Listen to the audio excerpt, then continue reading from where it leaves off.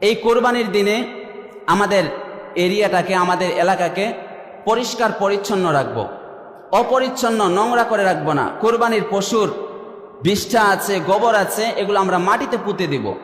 আমাদের এলাকাটাকে নোংরা, অপরিষ্কার, অপরিচ্ছন্ন করে রাখবো না, কারণ পবিত্রতা হলো ইমানের অঙ্গ। শুধু ইমানের অঙ্গ না, অন্যান্য ধর্মের মধ্যে পরিষ্কার পরিচ্ছন্নতাকে আবশ্যকীয় করে দিয়েছে, উৎসাহিত করেছে, কিন্তু ইসলামে পবিত্রতাকে ইমানের অর্ধেক করে দিয়েছে। পড়েন সুবহানাল্লাহ।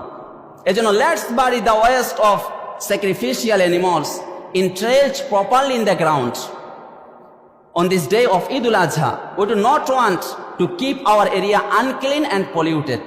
আমাদের এরিয়াটাকে, সমাজটাকে, আমাদের এলাকাকে অপরিষ্কার, অপরিচ্ছন্ন, নোংরা করে রাখবো না। আমাদের কোরবানির পশুর যে বিষ্ঠা আছে, গোবর আছে, এগুলো আমরা মাটিতে পুঁতে দিব।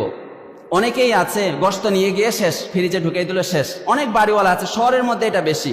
আর আপনার যে কোরবানির ভুঁড়ির যে গোবরগুলো আছে, ভুঁড়ি আছে, এগুলো তারা আর ভ্রুক্ষেপ করে না। মানুষ, অন্যান্য ধর্মের মানুষ যেতে পারে, তাদের কষ্ট হতে পারে। আর পরিষ্কার পরিচ্ছন্ন শুধু ইমানের অঙ্গ নয়, এটি ইমানের অর্ধেক। যার মাঝে পরিষ্কার পরিচ্ছন্নতা নাই, এর অর্ধেক ইমানে নাই, অর্ধেক খালিয়ে, অর্ধেক ফাঁকা। বন্ধুরা আমার, একটি হাদিস এই প্রসঙ্গে তুলে ধরি। কিতাবের নাম মুসলিম, সহিহ মুসলিম শরীফের 422 নম্বর হাদিসের বর্ণনা। ইমাম মুসলিম কিতাবুত তাহারত অধ্যায়ের বাবু ফদলিল উজু পরিচ্ছেদের মধ্যে হাদিসটি এনেছেন। হাদিসটি বর্ণনা করেছেন আবু মালিক আশআরী রাদিয়াল্লাহু আনহু। নবীজি সাল্লাল্লাহু আলাইহি ওয়াসাল্লাম বলেন, আত-তুহুরু শাতরুল ঈমান, পবিত্রতা ঈমানের অর্ধেক। পড়েন সুবহানাল্লাহ। পবিত্রতা ঈমানের অর্ধেক। আপনার মাঝে যদি পবিত্রতা, পরিষ্কার পরিচ্ছন্নতা না থাকে, তাহলে আপনার অর্ধেক ঈমানে নাই।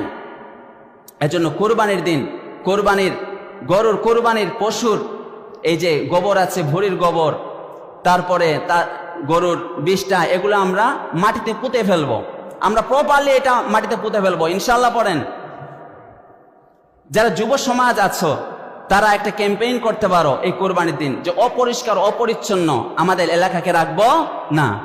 এগুলো করবে না, শুধু বড় মাঠ দৌড় দেবে। একটা মোবাইল পেলে আর একটা বাইক পেলে হয়ে গেল, বিন্দাস, সে ঘুরবে শুধু। অথচ আমাদের এলাকাকে পরিষ্কার পরিচ্ছন্ন রাখার দায়িত্ব এই যুব সমাজের উপর আছে না নাই? বলেন, হেলফুল ফুজুলের মতো এরকম যুব সংঘ তৈরি করতে হবে। তাহলে আমরা ইতিমধ্যে কোরবানি মাসলা মাসের 10টা কথা শুনেছি। অনেক মাসলা আছে, শত মাসলা আছে। আপনার প্রশ্ন অনুযায়ী উত্তর হবে। আপনাদের জানার ইচ্ছা, আপনি প্রশ্ন করবেন, প্রশ্ন অনুযায়ী উত্তর হবে। সব আলোচনা তো রেফারেন্স আলোকে এখানে শেষ করা সম্ভব নয় অল্প সময়ের মধ্যে। জি,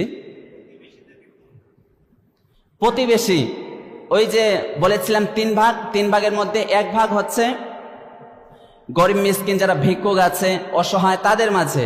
আর প্রতিবেশী, এটা আত্মীয় স্বজনের মধ্যেই পড়বে, কারণ আত্মীয় স্বজন আর প্রতিবেশী ওইগুলোর মধ্যেই হয়ে যাবে। আবার নিজের থেকেও দিতে পারবেন। অনেকে বড় বড় গরু জবাই করে, তাহলে তাদের জন্য কোনো ব্যাপার না, ইনশাআল্লাহ নিজের থেকেও দেওয়া যাবে। আবার ওই যে আত্মীয় স্বজনেরটা আছে, ওইখান থেকেও দিবেন ইনশাআল্লাহ।